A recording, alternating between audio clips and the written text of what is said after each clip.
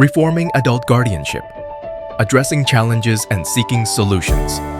Adult guardianship is pivotal in safeguarding vulnerable individuals who cannot manage their own affairs due to incapacitating conditions.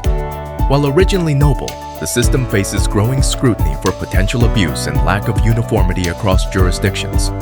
Guardians may wield excessive control, compromising wards' autonomy and rights. The process involves legal and medical assessments, with guardians appointed by the court, often family members or professionals.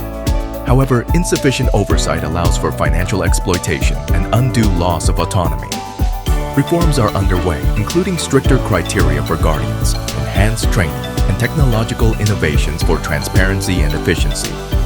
Challenges in reform include legal complexities and resistance to change, highlighting the need for continued advocacy and community education. To book your free consultation, call or click today.